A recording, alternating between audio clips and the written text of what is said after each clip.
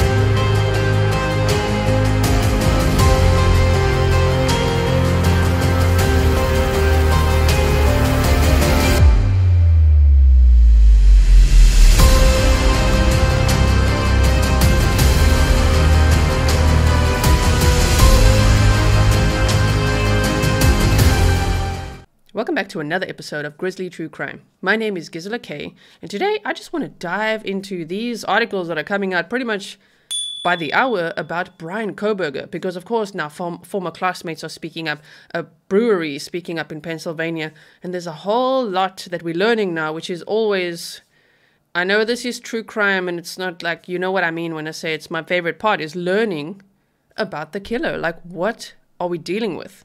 What type of evil are we dealing with? And were there warning signs? Is there anything we can learn from this? And all that kind of stuff. So now we get into that part of the investigation, which is preparing for the trial, for the prosecution. Of course, the defense team will also be preparing and all of that.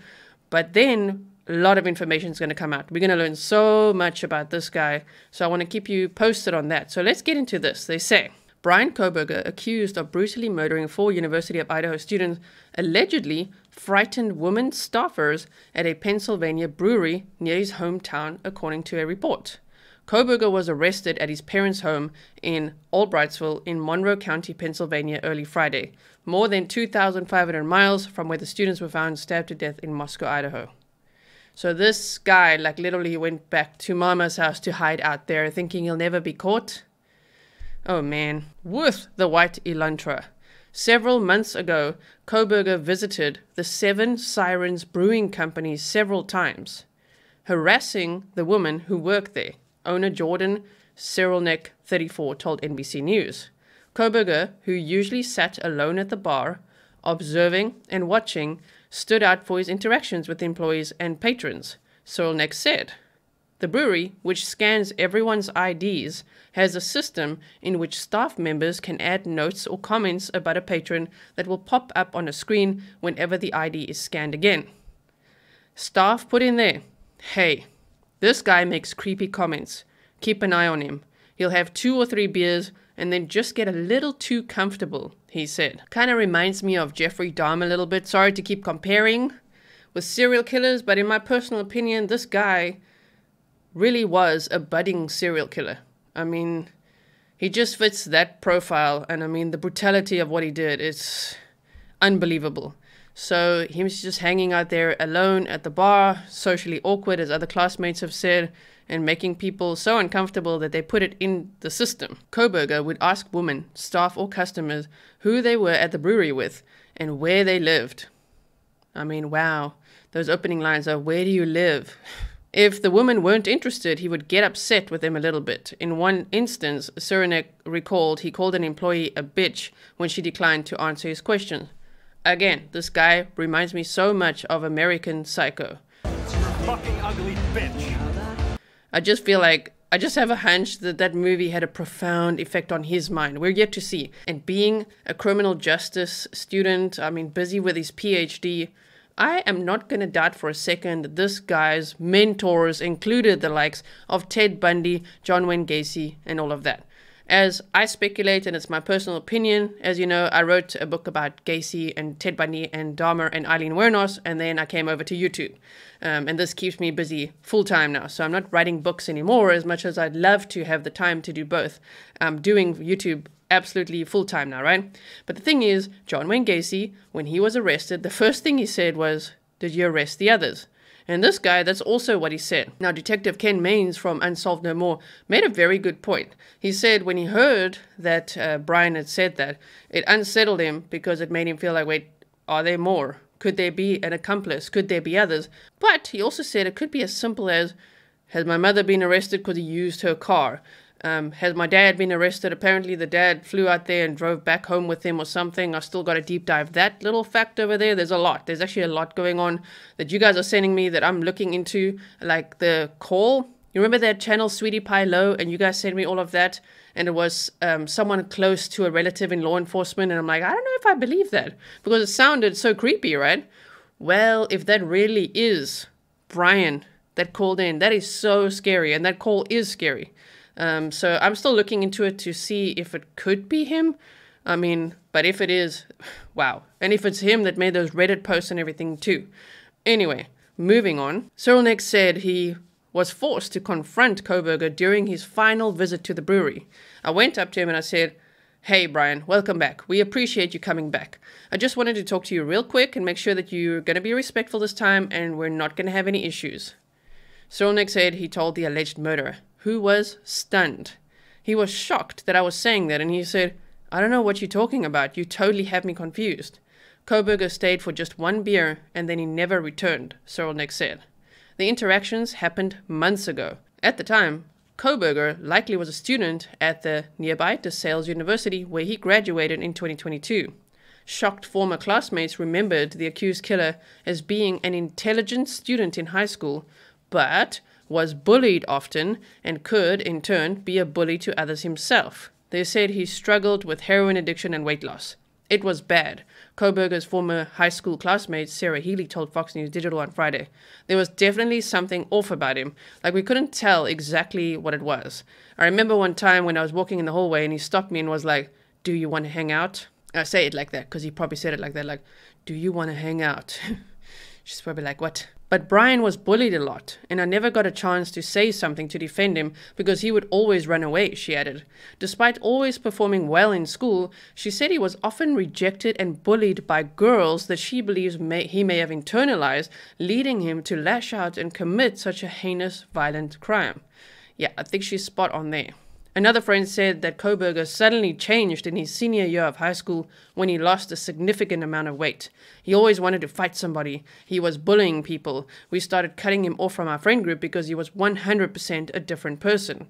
Kohberger had been living in Pullman, Washington at the time of the murders, about a 10-minute drive from Moscow, and where he was enrolled in the university's criminal justice PhD program at Washington State University. Now, do yourself a favor if you missed this yesterday in the episode, type in vegan restaurants Moscow, Idaho. And the very first one that pops up is the Mad Greek restaurant, where 2 out of the 4 victims worked. So that's interesting as well. I'm still like, whoa, imagine if he went there, which is what, we were thinking in the beginning, that this could be someone that was watching the girls, stalking the girls, whatever, at that restaurant, for example. And just to be clear, it was Xana and Maddie that worked at the Mad Greek restaurant. However, Kaylee's parents have said that there are some connections that they found, even though they've never met this man or heard about him, there are some connections that are being investigated that they are not ready to talk about yet. So I'm wondering if that would be social media stalking. Do you think it would be DMs? Do you think it is something like, OnlyFans or all these other things being speculated? I wonder what those connections could be. I'm really hoping it's not something like a job scam. And the reason I say that is because another channel had spoken to Kaylee's sister and found out that Kaylee's LinkedIn profile on Sunday, November 13th was active and then was deleted. And Kaylee's sister actually called up law enforcement to say, well, hey, did you guys delete the profile? Like, what the hell is going on here? They said, no, we can't do that. That's illegal. So it wasn't them. It wasn't the FBI. So who deleted it then? That is a concern that I have based on Kaylee just about to start a new job in Texas. So I'm hoping that this guy didn't intercept her somehow on LinkedIn or something. So social media stalking and all that. So he could have intercepted her on LinkedIn or monitored the type of internship she's doing and then stepped in to make it look like he's offering her a job. You just never know, to get closer to the victim. You know what I mean? So with the IT system being down that day and they know LinkedIn profile being deleted, those are two things just to keep in mind. Just pin it in our minds for later to see if we can make any sense of that. One of Kohberger's classmates at WSU told the Post on Friday that he continued his studies after the murders and was even present during a class discussion on the quadruple homicide. Oh my word. Kohberger has been charged with murdering Kaylee Goncalves, 21, Maddie Mogen, 21, Xana, Kernodle, 20, and Ethan Chapin, 20, who were found stabbed to death in their beds in the off-campus home on November 13th. Police said on Saturday they believe he likely acted alone. More information on the murders and the investigation that led to Kohberger's arrest will remain sealed in a probable cause affidavit until he's extradited to Idaho, prosecutors said. Kohberger is being held without bond in Monroe County, Pennsylvania. He planned to waive his right to an extradition hearing, which would expedite his move to Idaho. His lawyer, Jason Labar, the chief public defender in Monroe County, said on Saturday. And speaking of this, him participating in talks about these murders, apparently he was also helping to grade papers, asking questions about how these criminal justice students would report on or talk about or investigate these murders. Yes, I mean, this guy, he really inserted himself into the case like we've never seen. So here they say classmates of the Idaho quadruple murder suspect have said he became more chatty in their criminology class after November's quadruple slaying, but turned silent when the killings themselves were discussed. Bryan Kohberger, 28, was taken into custody by the Pennsylvania State Police on Friday morning, more than 2,000 miles from where 4 university students were killed in their beds on November 13th. Students who attended Washington State University with Kohberger were shocked to learn that the quiet man in their classroom was the prime suspect in the brutal slaying. B.K. Norton, who was in the same criminal justice graduate program with Kohberger, said her classmate appeared more animated and talkative following the murders. He seemed more upbeat and willing to carry a conversation, she told the New York Times.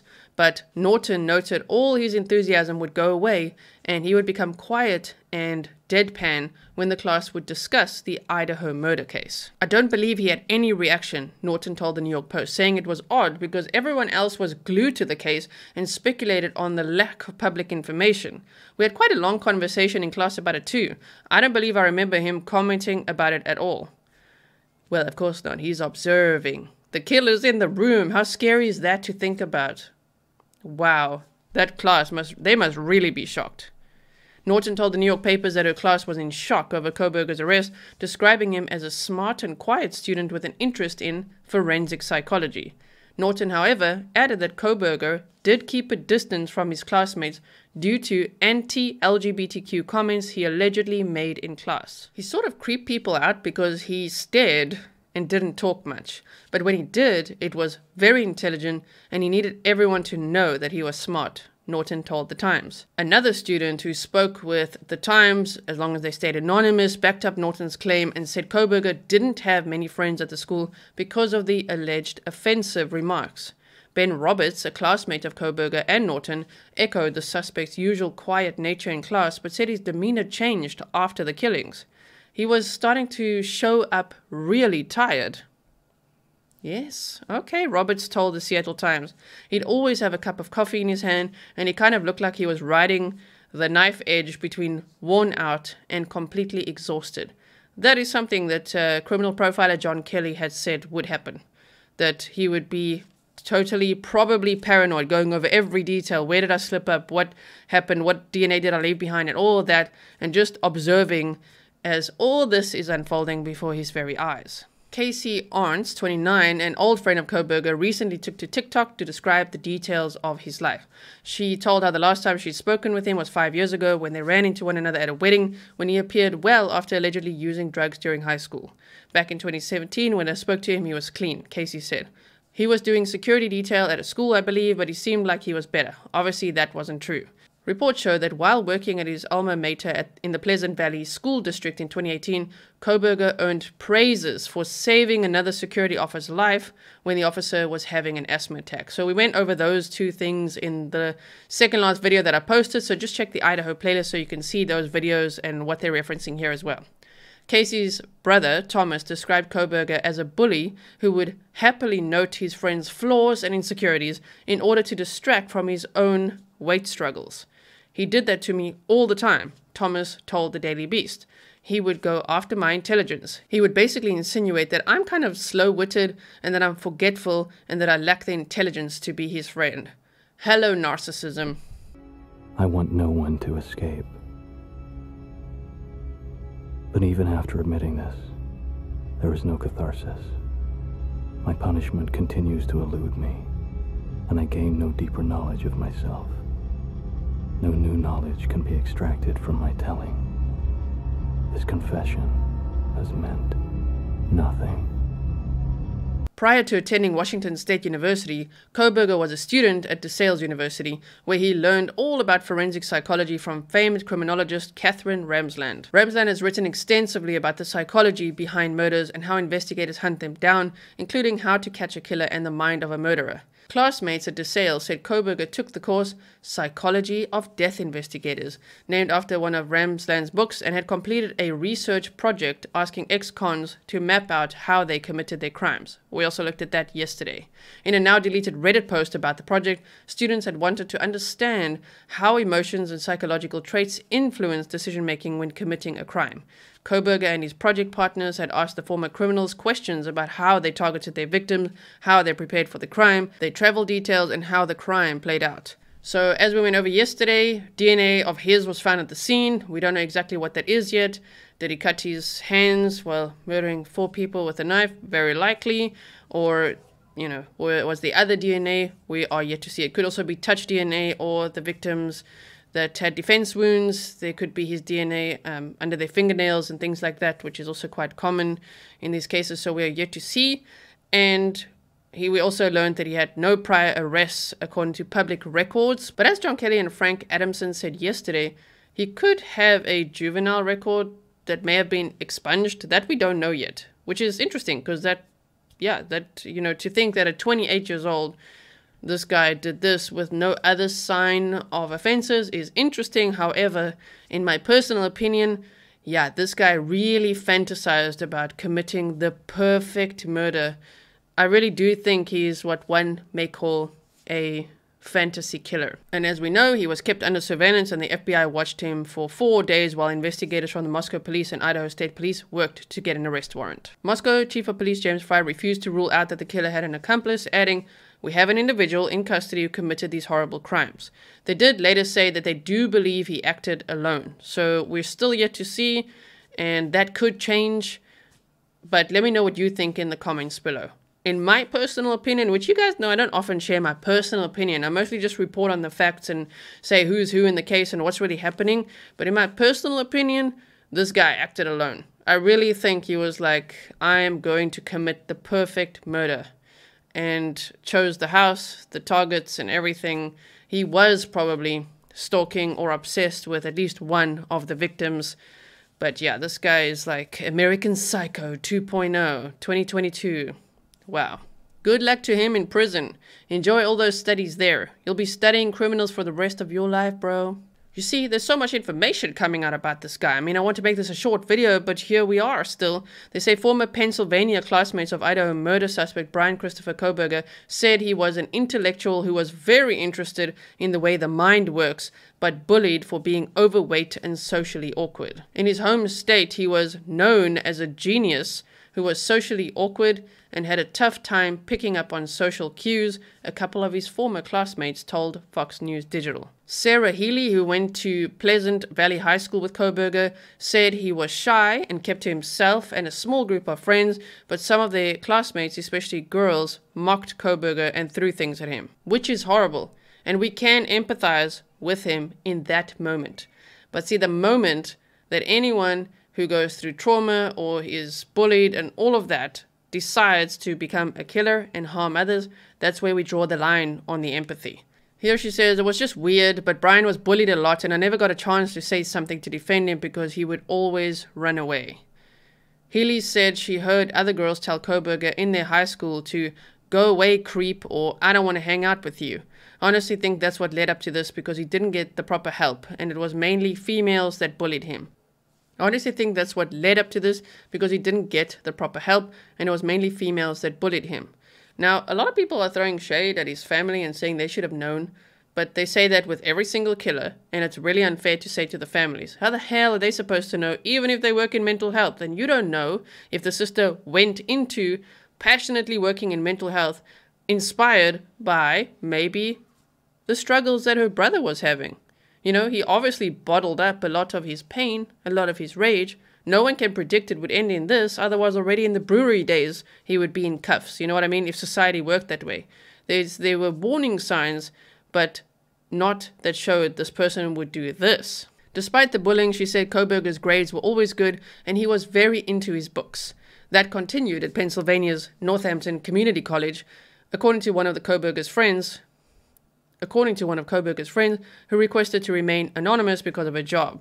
He's really, really intelligent, a bright kid, someone who stood out even in honors and high-level classes, his NCC friend said. Healy and Kohberger's NCC friend both used the word shocked to describe their reactions when they heard about law enforcement's early Friday morning raid on his parents' Albrightsville, Pennsylvania home and his subsequent arrest. Kohberger's NCC friend said she found out that he was in custody while she was at work and she took a few moments to herself because she began to tear up. He was awkward and intelligent, but not someone you would peg for violent. See? I want to talk to him now and ask him what happened, what went wrong, what was going through your head, what were you feeling, what was going on, you know, why did this occur? His friend said that he didn't interact with many people on campus, but was friendly with her and they talked for hours about his struggles with heroin addiction and his weight and kept in touch after they graduated. The last time she spoke to him was on Facebook a little over 2 years ago. They talked about their futures and what they wanted to do. I was looking at my master's program and he was talking about whether he was going to do the forensic psychology or criminology or both, but he knew he was going for a PhD, she said. And I wasn't sure if I would have to do my PhD program, if I was going to do a master's or PhD, so we had a whole conversation about that, and that was our last conversation. For me, I just feel like he was never listened to or heard by his peers. So, you know, the fact that I sat and listened to him and heard him and talked with him, that was different. And he was always apt to those conversations with me. Our conversations, whether they were in the hallways at school or on Messenger, they would last, you know, an hour or 2 hours. She got to know and understand him during their talks and classes where she would almost translate for him. She explained that he was genuinely curious and believed that he lived a sheltered life. So he asked questions or said things to other people that they construed as being offensive. It wasn't meant to be offensive, she said. It was like childlike curiosity from an adult who you would think would know better than to ask a question, but it was such a genuine curiosity, and that's why I thought he was so sheltered, that he just had no idea about these things, and I really just don't think he knew better. Those comments were echoed by a classmate at Washington State's Criminology and Criminal Justice graduate program. I'd honestly just pegged him as being super awkward, Ben Roberts told the Tribune Democrat. Roberts said he took several courses with Kohberger, who sought to be seen as intellectual and was always looking for a way to fit in. One thing he would always do, almost without fail, was find the most complicated way to explain something, Roberts told the Tribune Democrat. He had made sure that you knew that he knew it. And lastly, I'm going to pin all these articles below for you so you can go read it yourself as well. They say Public Records lists Kohberger as a registered libertarian voter and a criminology buff who comes from a family of mental health workers. He is a criminal justice and criminology PhD student at Washington State University and lives on campus in Pullman, Washington, just 8 miles from the Moscow crime scene. Again, if your brother has been bullied and struggles with, that pain and that rage, and if he is socially awkward and all that, and he's going into criminal justice and criminology, and you're going into mental health, why would he be such a giant red flag that like, oh my word, this guy is so going to commit a quadruple homicide one day? I mean, how would you know that? Especially because if he's in criminal justice and he's reading up on serial killers and taking all these courses and everything, that would fit what he's doing. He's literally studying murder and beyond, true crime and everything, criminal justice, criminology, all that, to the highest degree. He was busy with his PhD. So why must every person in their class be like, red flag, you're going to become a killer? We just, no one would know, and especially not his family. So I just want us in this community to take it easy on his family, because I'm already seeing the internet going that way. Another friend described him as very intelligent, well-spoken, but seemingly detached. He was very leveled and somewhat imposing. There wasn't much emotion displayed by him. The classmate said, adding that he remembers Kohberger's intense stare. I wondered to myself if this guy committed these murders to actually feel something. By all accounts, it seems like he had quite the emotional flatline, and maybe this was his way in life to finally unleash what he'd bottled up inside and numbed himself with, because he definitely numbed himself with food and apparently heroin, and then he got into the boxing, and then he started just studying all this criminology, right? So he's definitely, and the drinking, we also heard about that. So he definitely had numbing coping mechanisms, and maybe this crime in his own mind was like, I'm gonna finally feel something that makes me feel alive, as twisted as that was. And he took the lives of 4 people, which nobody has the right to do. He took care how he spoke, the person said. Again, in this article, they refer to cruel bullying. I mean, that's just terrible. And a deep interest in police movies and criminology. Meanwhile, his parents battled financial issues, filing for bankruptcy the year that Kohberger was born, and again when he was 14. On the second occasion, they surrendered their house and car after facing a whole bunch of debt that they had. Nick McClellan, 26, who was friends with Kohberger in high school and vocational school, described Kohberger as down-to-earth and overweight when they graduated junior year. But at the start of senior year, Kohberger was thinner than a rail and turned aggressive, he said. He'd also picked up a new hobby, taking boxing classes. Now, what's interesting here, they say McClellan said he and Kohberger would spend half the day at Pleasant Valley High before heading to Monroe County's vocational school, where they took classes related to heating and air conditioning work. He said Kohberger also took criminal justice courses to potentially become a cop. As we know, his dad worked as an HVAC guy, heating and ventilation, and we saw an HVAC van at the house at some point at 112 King Road, and I was just remembering that when I saw, oh, okay, his dad works as an HVAC guy, okay, and there was the HVAC thing. It might have nothing to do with each other, but I see there's a little bit of interest building there, because we don't know, what did he do? Did he turn up the heat to speed up decomposition? Did he turn down the heat to preserve the crime scene? You know what I mean? Like, you just don't know what this guy did with the heating and the ventilation in that house. It could be quite interesting. McClellan said the friendship ended when Kohberger began putting moves on his girlfriend. He was like reaching out to her saying, I can get us a bottle and we hang out tonight. Another high school friend, Thomas Arns, recalled Kohberger as a bully who would point out his friends' flaws and insecurities to distract them from his own struggles with weight. And Arns, that TikTok lady, said he was mean-spirited, he was a bully. I never thought he would do something like that, but at the same time, it doesn't really surprise me. A former teacher said, at Pleasant Valley High School, said, he was a good kid and never in major trouble. She said that when she taught him in the 11th and 12th grade, Kohberger was passionate about criminal justice. He was just a regular 12th grader, had a few friends, was a good student, she said. I thought he would become a police officer or a correctional officer.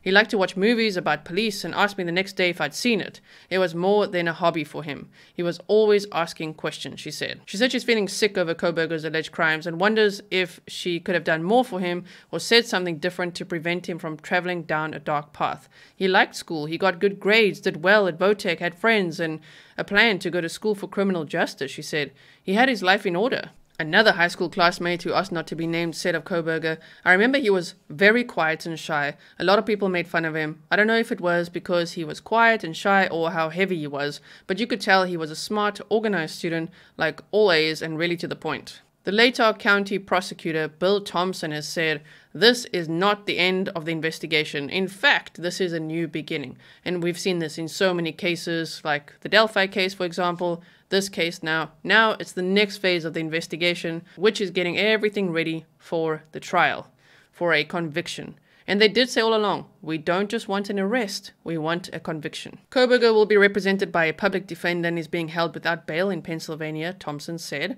He'll be under the same order once he returns to Idaho.